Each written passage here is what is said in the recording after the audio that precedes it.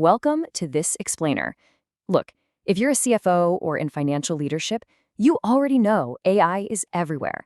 But today, we're diving into a critical briefing on the unrecognized financial liabilities of all this AI adoption. Let's get right into it. Here's our roadmap for today to help you reclaim control over your organization's AI spend.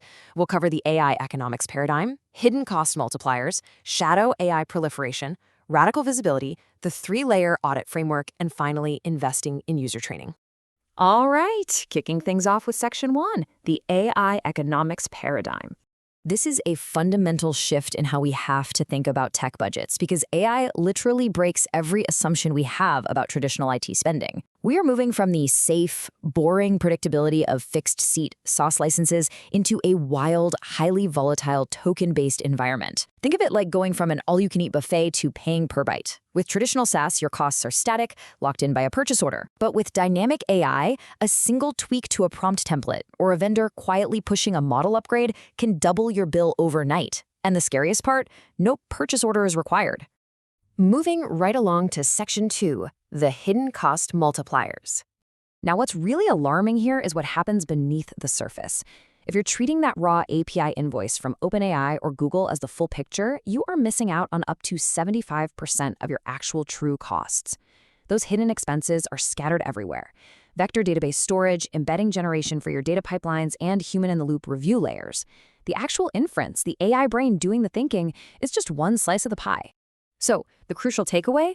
Total production costs routinely hit a 2 to 4 times multiplier over that base inference bill. I mean, if you're forecasting your budgets purely based on the API usage alone, your financial models are going to consistently and painfully fall short. Let's dive deeper into those unseen risks in Section 3, shadow AI proliferation.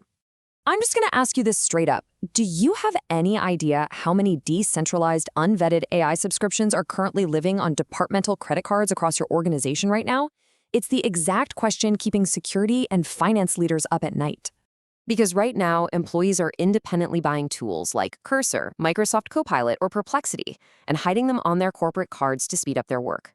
And sure, they're being productive, but this completely bypasses procurement. It creates redundant spending, and worse, it creates severe compliance exposure when highly sensitive proprietary company data gets pasted into unvetted public systems. Shadow AI is a massive governance blind spot. So, how do we fix it?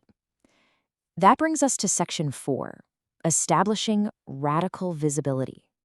You know the old saying, you can't manage what you can't measure? You absolutely need middleware to intercept AI requests and enforce a strict 4-step metadata tagging flow. This is how you transform a flat, confusing monthly invoice into a multidimensional dataset. You tag the user, the business unit, the specific project, and the actual business outcome. With this level of tagging in place, when a sudden cost spike happens, the guessing games are totally over. You'll know instantly if it was a justified new feature release or just one user running unusually massive queries. Now that you have the data, you need a methodology. Section 5, the 3-layer audit framework. Consider this your operational playbook. Layer 1 targets your formal enterprise agreements. You've got to track actual activation and utilization so you aren't paying for empty seats. Layer 2 focuses on auditing your direct APIs and infrastructure to hunt down that hidden waste, like idle GPU reservations or bloated vector databases.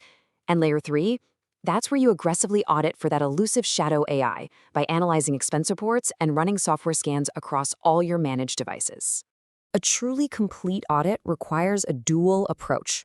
You literally have to put a magnifying glass to the financial expense data while simultaneously auditing the technical architecture and server infrastructure.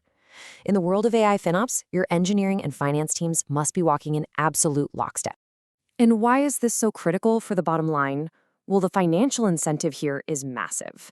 Simply discovering and consolidating that shadow AI layer typically yields 20 to 40% in immediate cost savings. Plus, you drastically improve your overall governance and security posture in the process. Finally, we reach our last stop, Section 6, investing in user training. This is, without a doubt, the most underutilized lever in cost optimization, and frankly, one that finance must actively fund. It boils down to 4 pillars. First, token economics literacy. You have to teach employees that every single word they paste into a prompt literally costs money. Second, model selection. Your teams don't always need a Ferrari-level frontier model for a basic golf cart-level summarization task, right? Third is semantic caching. Reusing similar queries can actually cut your API calls in half, sometimes up to 50%. And fourth, output efficiency. Teach users to ask for a 3-bullet summary instead of a 5-page essay, because smaller models and concise prompts translate directly to your bottom line.